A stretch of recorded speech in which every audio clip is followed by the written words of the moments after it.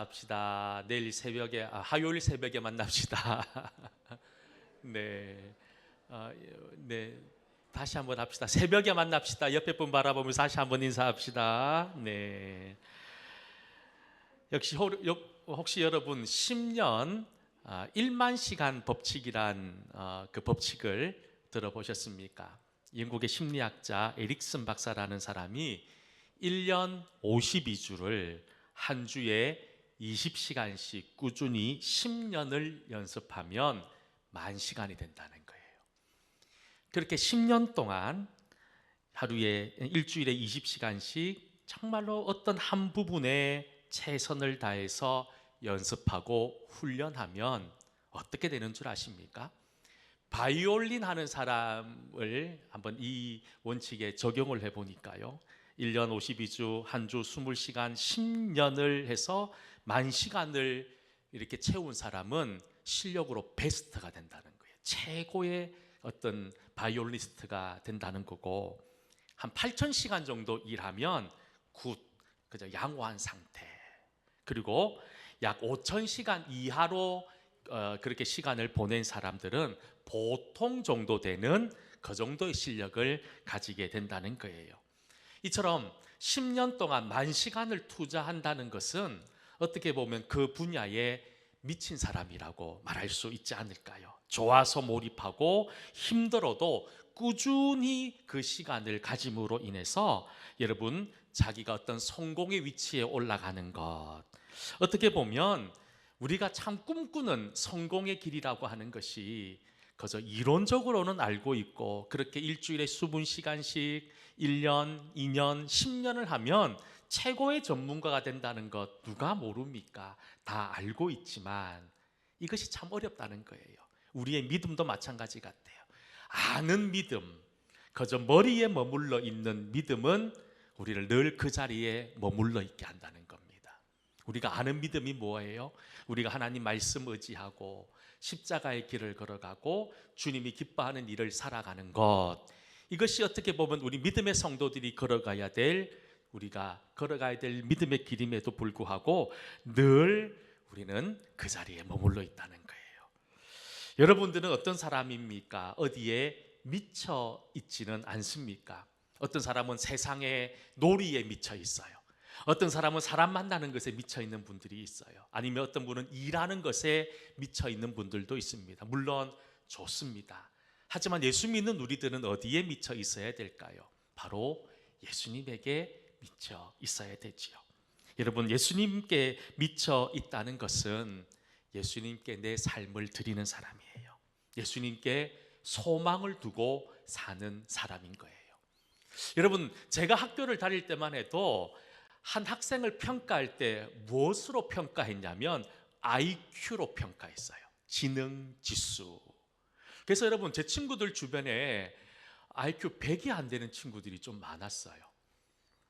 그리고 어떤 애들은 IQ 자랑스럽게 얘기하는데 나는 IQ가 130이 넘는다, 이렇게 얘기하는 친구들이 있었어요. 그래서 그때 아이들을 평가할 때 IQ, 지능 지수로 사람을 평가했는데, 아무리 지켜봐도 이 IQ로 사람을 평가하는 것은 좀 아닌 것 같다 해가지고 그 다음부터 사람들이 어떤 지수에 관심을 가지기 시작하냐면 EQ라고 하는 감성 지수에 관심을 가지기 시작했어요. IQ도 좋아야 되고 EQ도 좋아야 된다는 거예요. 그런데 최근 들어서 또 하나의 지수가 나오기 시작합니다. 그것이 뭐냐 하면 AQ라고 하는 역경 지수라고 하는 게 있답니다. 그래서 교육학자들이 연구를 해봤대요. 어떤 성공한 사람의 모습을 롤 모델로 삼고 조사를 해보니까 이 사람이 성공하기 위해서 필요한 것이 IQ가 20%면 된다는 거예요. 그리고 어떻게 보면 감성지수 약 한 30%, 그리고 나머지 50% 가까이 되는 역경지수가 높은 사람일수록 성공할 가능성이 많다고들 이야기합니다. 그래서 제가 저희 집사람한테도 늘 그렇게 얘기합니다. 아이들은 좀 강하게 키워야 된다고. 어떤 상황에 놓이더라도 좀 강하게 키워야 되는 것이 부모의 어떻게 보면 도리라고 말할 때가 많이 있는데요. 여러분, 우리 자녀들을 키울 때 단순히 이 지능 지수, 그것에만 집중하지 마시고 감성지수 그리고 역경지수 이것들을 조화를 이룰 수 있도록 잘 키우고 양육할 수 있어야 된다는 거예요. 이게 세상에서 말하는 이 얘기라는 겁니다. 그런데 세상에 한 가지 중요한 것을 놓쳐버린 게 있어요. 그것이 뭔 줄 아십니까? 오늘 설교 제목이에요. 오늘 여러분 설교 제목이 뭔 줄 아십니까? JQ입니다. JQ. JQ가 뭐죠? 예수지수. 예수님을 바라보는 우리의 우리의 마음이 어떠한지. 예수지수. 결국 뭐냐 하면 지능지수가 아무리 높고 감성지수가 아무리 높고 역경지수가 아무리 높다 하더라도 예수지수가 떨어지면, 예수지능이 떨어지면, 예수님에 대한 우리의 믿음이 사라지면 그 사람은 nothing이라는 거예요. 아무것도 아니라는 것이 성경에서 말하고 있는 말씀이라는 겁니다. 사랑하는 성도 여러분, 우리는 예수 믿는 사람들이잖아요. 그렇다면 우리는 조화를 이루어야 돼요. 이 세상의 것도 중요하지만 그것보다 더 중요한 예수님을 알아가는 것, 이것이 어떻게 보면 우리 성도들이 가지고 있어야 될 최고의 기준과 가치가 되어야 된다는 거예요. 성경에 예수지수가 높은 사람들이 참 많이 나오지요. 특별히 우리가 오늘 빌립보서 말씀을 읽었는데 이 빌립보서는 누구의 편지입니까? 바로 여러분들이 잘 알고 있는 사도 바울의 편지입니다. 사도 바울, 그는 예수님을 알고 싶었어요. 예수님을 만나고 싶었어요. 얼마나 알고 싶었냐면 오늘 본문 10절과 11절에 바울은 이렇게 고백합니다. 우리 10절, 11절 말씀 함께 읽어보겠습니다. 내가 그리스도와 그 부활의 권능과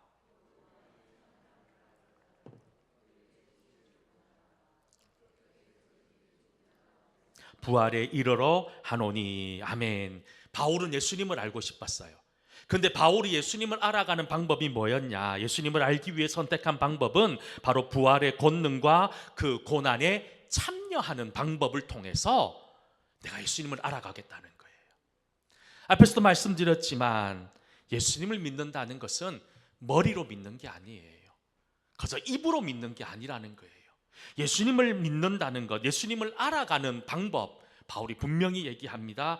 예수님께서 죽은 자 가운데서 다시 살아나신 부활을 아는 것과 또 내 삶을 통해서 예수 그리스도의 죽음에 참여하는, 결국 십자가의 고난을 통해서 내가 예수님을 알아갈 수 있고 예수님을 닮아갈 수 있다라고 바울은 우리에게 말씀하고 있다는 거예요.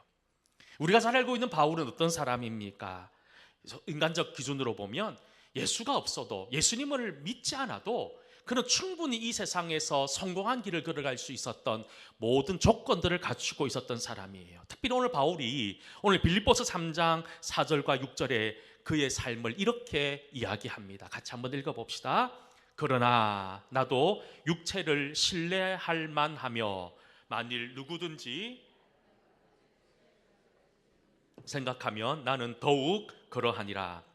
나는 8일 만에 할례를 받고 이스라엘 족속이요 베냐민 지파요 히브리인 중에 히브리인이요 율법으로는 바리새인이요 열심으로는 교회를 박해하고 율법의 의로는 흠이 없는 자라. 바울은 남들이 다 부러워하는 명문 집안의 출신이었어요. 그리고 당대 최고의 스승이었던 가말리엘이라고 하는 사람의 제자로서 그 어떤 사람보다도 뛰어난 학력과 실력을 겸비한 사람이었습니다. 바울의 지식을 따라갈 사람이 없었고 그가 가지고 있었던 믿음의 열정 또한 흠잡을 데가 없었습니다. 해외까지 가서 기독교인들을 박해할 만큼 그의 믿음의 열정은 넘쳐났던 사람이었어요. 한마디로 아쉬운 것이 하나도 없는, 모든 조건을 완벽하게 가지고 있었던 바울이 예수님을 만나고 난 다음에 완전히 달라졌다는 거예요.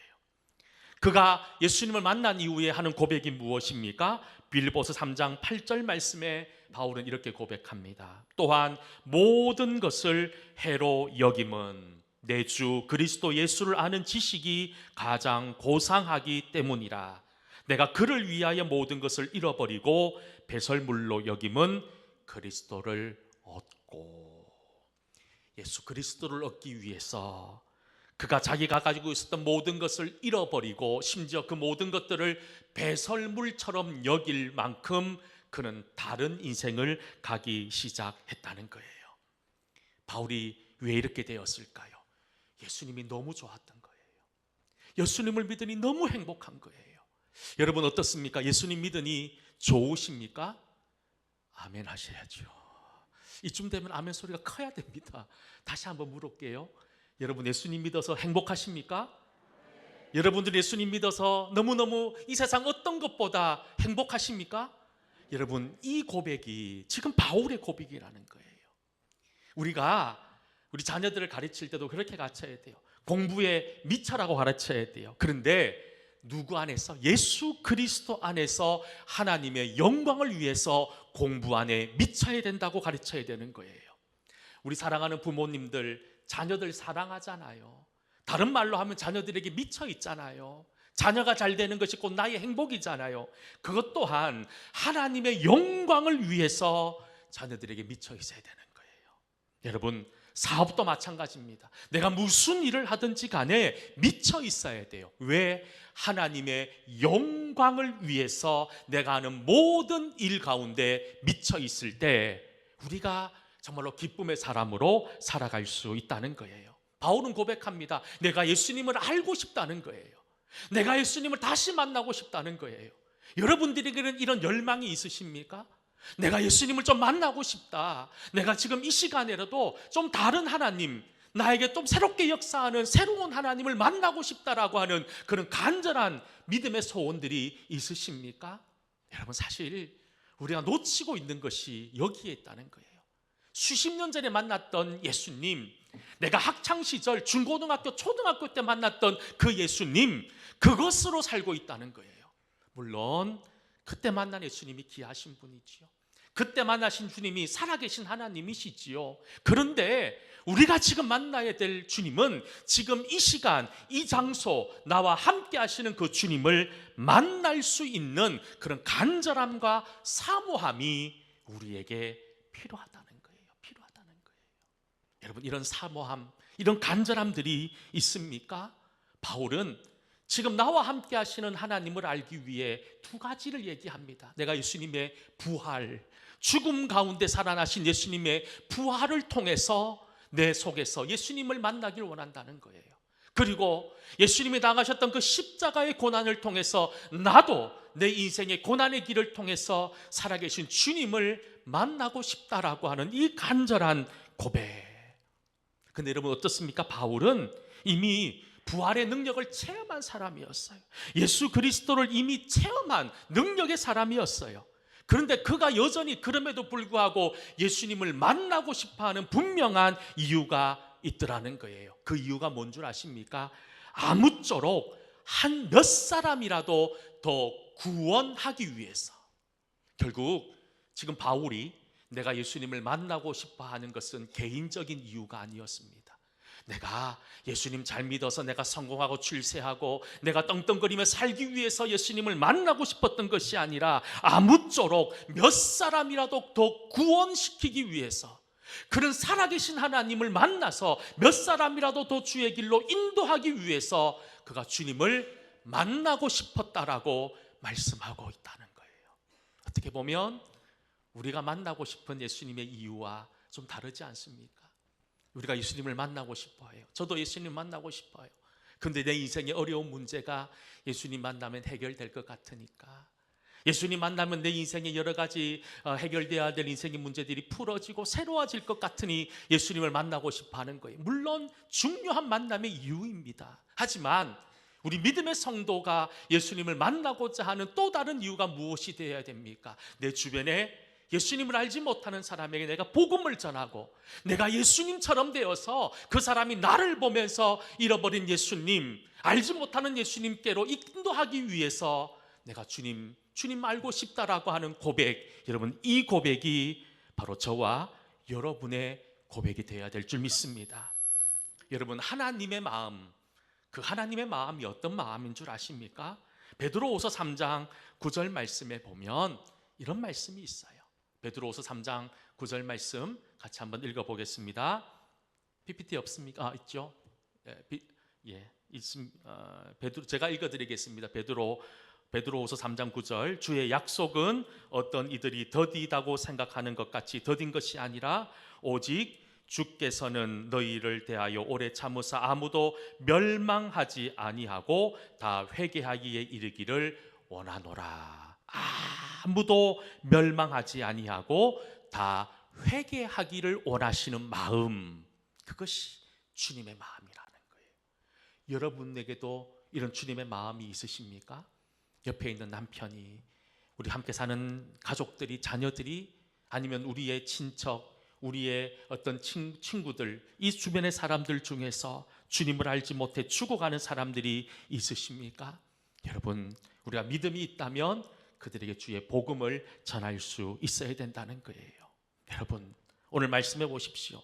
사도 바울이 정말로 예수님의 부활의 능력을 받기 위해서 예수 그리스도의 죽음을 본받겠다고 얘기합니다. 다시 10절, 11절 말씀 한번 같이 읽어보도록 하겠습니다. 내가 그리스도와 그 부활의 권능과 그 고난의 참여함을 알고자 하여 그의 죽으심을 본받아 어떻게 해서든지 죽은 자 가운데서 부활에 이르러 하노니. 마지막에 어떻게 해서든지 죽은 자 가운데서 부활에 이르러 하노니. 주님을 알지 못하는 사람은 죽은 사람이에요. 주님을 만나지 못한 사람은 죽음의 길을 향해 나아가는 사람이에요. 그 사람에게 우리가 어떤 사람이 되어야 됩니까? 바로 부활을 알릴 수 있는 사람, 부활을 전할 수 있는 사람. 여러분, 그런 사람이 주님이 찾는 한 사람입니다. 정말 여러분들은 날마다 자기를 부인하고 자기 십자가를 지고 예수님을 따라가고 있습니까? 십자가를 진다는 것, 어떤 의미일까요? 내 욕망을 버리는 거예요. 하나님의 뜻에 맞추어서 내 뜻대로 하지 마시고 하나님 뜻대로 하시옵소서라고 고백했던 예수님의 그 길, 여러분, 그 길이 저와 여러분이 걸어야 될 길이 아닙니까? 그런데 내 욕심을 버리고 내 생각을 버린다는 것이 그리 간단하고 쉬운 것은 아니더라고요. 참 힘들어요. 어려워요. 그럼에도 우리는 끝까지 포기하지 않고 주님을 향해 달려가야 될 줄 믿습니다. 손양원 목사님이 이런 말씀을 합니다. 술 중독자는 술로만 살다가 술로 인해 죽게 되는 것이고, 아편 중독자는 아편으로 살다가 아편으로 인해 죽게 되나니, 우리도 예수님의 중독자가 되어 예수로 살다가 예수로 죽읍시다. 우리의 전 생활과 생명을 주님 위에 살면 주님 같이 부활합니다. 여러분, 저와 여러분이 다시 부활의 사람이 되기를 원합니다. 예수님께 미쳐있는 사람이 되기를 원합니다. 그래서 나만 부활되는 존재가 아니라 우리의 남편, 우리의 자녀, 우리의 형제, 이웃, 우리 모든 사람들이 함께 주님이 그토록 소망하는, 어떻게든 한 영혼이라도 구원하기 원하시는 그 하나님의 마음을 닮아서 여러분, 이 세상 가운데 주님의 사람으로, 주님의 마음을 가진 예수 지수 높은 사람으로 승리하는 저와 여러분 모두 다 될 수 있기를 주의 이름으로 간절히 축원합니다. 우리 함께 찬양 드렸으면 좋겠습니다. 주께 가까이 날 이끄소서 찬양합시다.